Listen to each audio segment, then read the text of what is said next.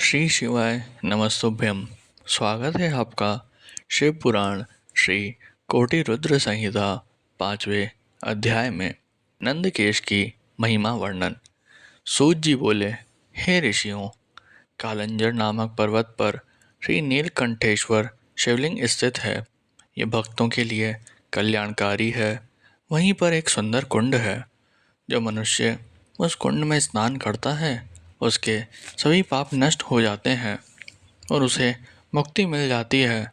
रेवा नदी के किनारे असंख्य लिंग है जो अमोघ फल देने वाले हैं।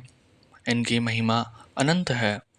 मैं आपको भगवान शिव के लिंगों की महिमा के बारे में बताता हूँ।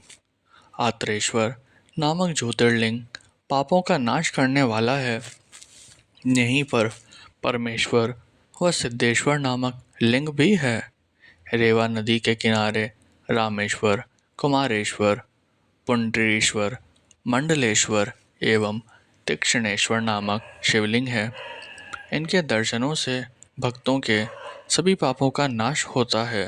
नर्मदा नदी के किनारे स्थित धुंधरेश्वर, शालेश्वर, कुंभेश्वर, सोमेश्वर, नीलकंठेश्वर, मंगलेश्वर व नंदिकेश्वर नामक शिवलिंग सभी कामनाओं को पूरा करने वाले तथा मुक्ति प्रदान करने वाले हैं।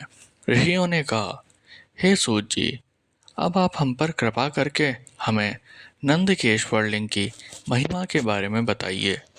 ऋषियों का अनुरोध मानकर सूत जी ने नंदकेश लिंग की महिमा के विषय में बताना शुरू किया। वे बोले, रेवा नदी के किनारे कर्णी नामक नगरी है। उस नगरी में एक ब्राह्मण अपनी पत्नी और 2 पुत्रों के साथ रहते थे। जब वे वृद्ध हो गए तब ब्राह्मण अपने परिवार को वहीं छोड़कर स्वयं शिवनगरी काशी चले गए। कुछ समय पश्चात वहां पर उनकी मृत्यु हो गई। जब ब्राह्मणी और उसके पुत्रों को इसकी सूचना मिली तो उन्होंने काशी जाकर ब्राह्मण की अंत्येष्टि एवं अन्य संस्कार किए। तत्पश्चात वे वापस घर लौट गए। कुछ समय बाद ब्राह्मणी का भी अंत समय निकट आ गया। वह बीमार रहने लगी। तब उसने अपने पुत्र को बुलाकर उन्हें अपनी अंतिम इच्छा बताई। ब्राह्मणी बोली, पुत्रों, मेरी मृत्यु के पश्चात मेरी अस्थियों को गंगा जी में प्रवाहित करना तथा मेरा पिंडदान एवं श्राद्ध काशी में ही करना। पुत्रों ने उनकी इच्छा पूरी करने का वचन दिया। जैसे ही बड़ा पुत्र सुवाद माता के लिए पानी लेने गया, उसने प्राण त्याग दिए। अपनी माता की आखिरी इच्छा पूर्ण करने हेतु सुवाद ने उसकी अस्थियों को काशी ले जाने का निश्चय किया।